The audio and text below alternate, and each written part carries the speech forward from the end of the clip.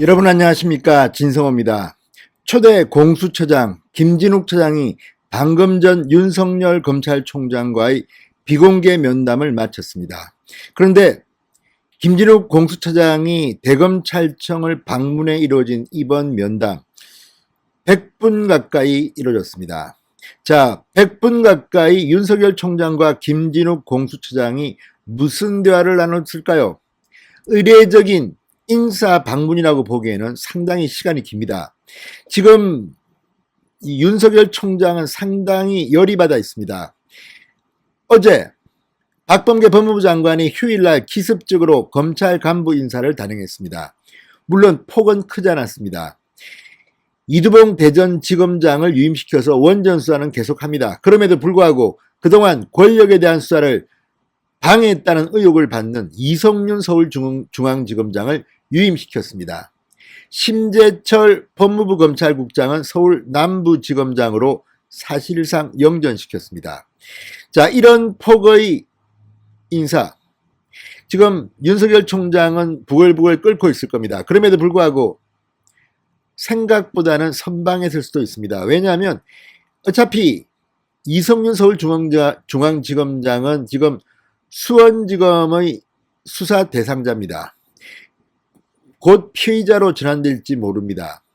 바로 김학의 전 차관 불법 출국 금지 사건의 이 사건 무마 의혹의 당사자로 이 공익신고자에 의해서 피신고인으로 적시되어 있기 때문입니다. 지금 수원지검은 굉장히 수사 속도를 내고 있습니다. 상당히 많은 수사가 진행되고 있습니다. 특히 이 당시 대검 반부패 강력부장이었던 이성윤의 행위에 대해서는 이미 여러 가지 물증을 확보했다고 합니다. 이런 가운데 윤석열의 심중에는 만약 여차하면 공수처와의 협력도 불사할 생각일지 모릅니다. 반면 김진욱 공수처장 역시 지금 돌아가는 상황 속에서 나름대로 신의 한 수를 찾고 싶을지 모릅니다.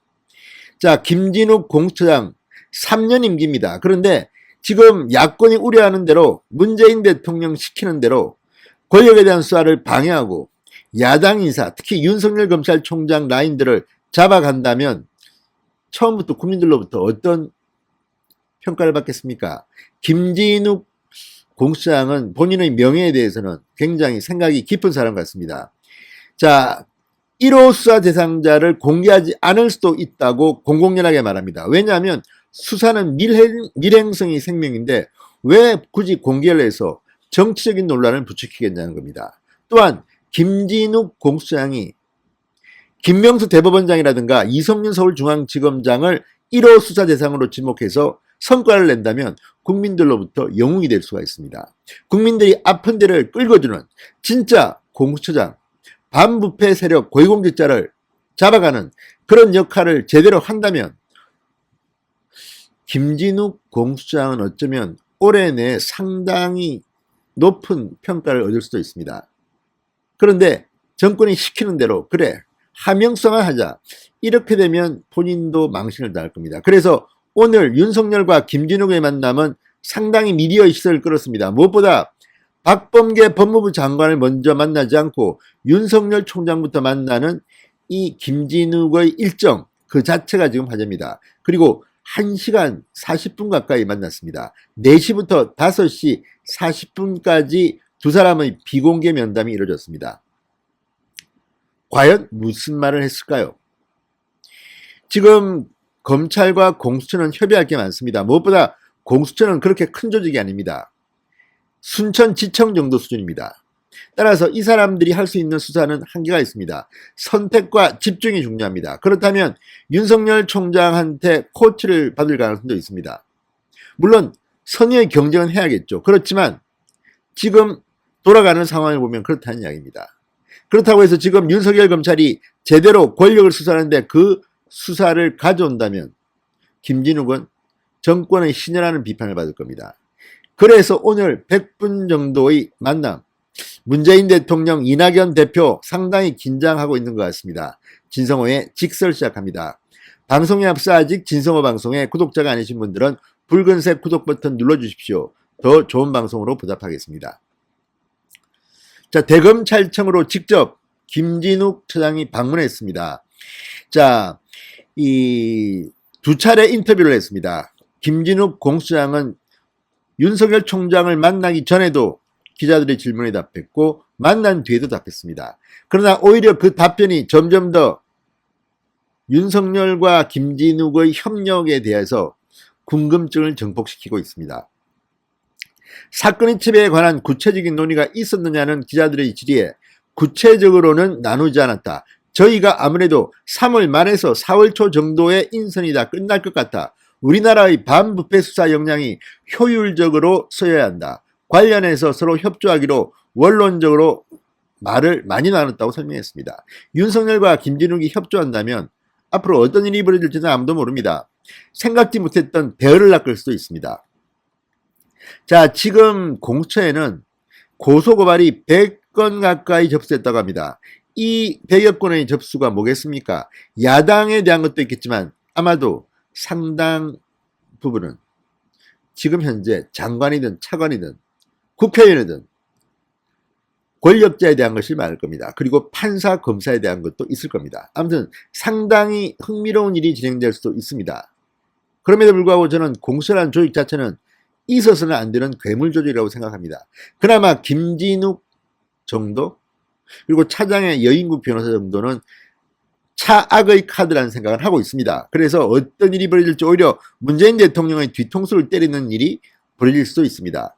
3월 말 4월 초까지는 공수처가 본격 가동되지 않습니다. 그때까지 윤석열 검찰이 원전수사라든지 김학의 수사 등을 마무리 짓는다면 문재인 정권은 큰 타격을 받을 겁니다. 어쨌든 윤석열 총장 열받을 인사를 박범계가 단행했습니다. 그렇지만 눈치는 좀 본 것 같습니다. 큰 폭이 아니었습니다. 추미애 장관이 취임할 때와 생각하면 차이가 있습니다. 추미애 장관은 취임하자마자 어마어마한 폭의 검찰 간부 인사를 했습니다. 그때 윤석열 라인은 전부 다 좌천되고 유배되고 난리를 쳤는데 하기야 지금은 다 좌천되고 유배돼서 인사를 할 대상이 없을지도 모르겠습니다. 그러나 어쨌든 이번에는 검찰 간부 1차 인사는 폭이 생각보다는 적었던 것도 사실입니다. 자, 특히 윤 총장은 이날 면담에서 공수처가 고위공직자 수사에 있어 빈틈이 생기지 않도록 상호 협조를 하자 이런 취지의 말을 건넸다고 김 차장이 말했습니다. 빈틈이 생기지 않도록 고위공직자 다 잡아놔야 됩니다.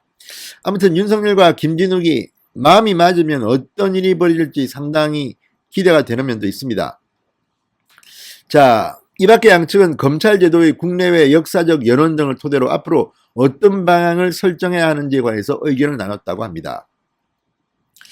자, 김 차장은 윤석열을 먼저 만났고 박범계 장관은 연휴가 시작되기 전에 한 11일쯤 만날 거라고 합니다. 그런데 사실 박범계 장관을 만나서는 크게 할 말은 없을 겁니다. 박범계 장관도 지금 폭행 피고인으로 재판을 받고 있습니다. 자, 윤 총장을 만나기 전에도 김진욱 차장은 기자들의 질문을 받았습니다. 검찰과 선의의 경쟁을 어떻게 할 것인가? 여기에 대해서는 국민의 기본권 보호를 위해 경쟁을 하겠다. 인권 친화적인 수사에 있어 선의의 경쟁을 하겠다고 말했습니다.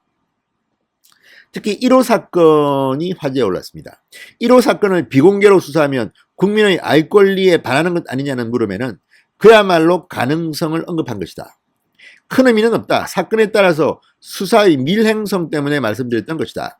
가능성을 열어두는 게 저희가 수사할 때 좋지 않을까라고 생각했다. 자, 지금 김진욱이 한 번씩 내뱉는 말들은 권력 입장에서는 조금씩 놀랄 겁니다. 아니, 이 자들이 지금 우리가 만들어줬더니 지금 딴 생각을 하고 있네? 이렇게 생각할 수도 있습니다. 그것은 3월 말 4월 초가 되면 알 수 있을 것입니다. 자, 검찰이 수사 중인 사건의 공수처 이첩 기준에 관한 논의 여부, 이게 사실은 중요합니다. 지금 윤석열 검찰이 멀쩡히 잘하고 있는 청와대의 선거 개입 의혹 사건 또는 뭐 원전 수사, 김학의 사건 같은 것들을 빼앗아간다는 그런 걱정들이 있습니다. 여기에 대해서는 오늘 그 얘기가 나올 수 있다. 어차피 저희가 한번 뵙는 게 아니고 여러 채널로 의사소통을 해야 되지 않을까 싶다고도 언급했습니다. 자, 오늘 접견에는 공수처 측에서는 박명균 정책기획관이, 대검 측에서는 조남관 차장검사, 박기동 형사정책담당관, 전무곤 정책기획과장이 참석했습니다. 두 사람이 따로 독대를 했는지에 대해서는 좀 있으면 알 것 같습니다. 어쨌든 윤석열과 김진욱이 100분 만남을 가졌다. 비공개로. 이것은 상당히 충격적인 일입니다. 어쨌든 지금 문재인 정권이 말기에 오면서 상당히 독재로 흐를 가능성을 지금 시사하고 있습니다. 언론 개혁을 명분으로 지금 뭐 유튜브 블로그까지 탄압할 것으로 보입니다. 이런 가운데 언제나 정권 말기면 터져나오는 대형 비리 사건들, 부패 사건들, 김진욱과 윤석열이 손을 잡고 빈틈없이 막아주실 것을 기대해 봅니다. 진성호의 직설이었습니다. 여러분 감사합니다.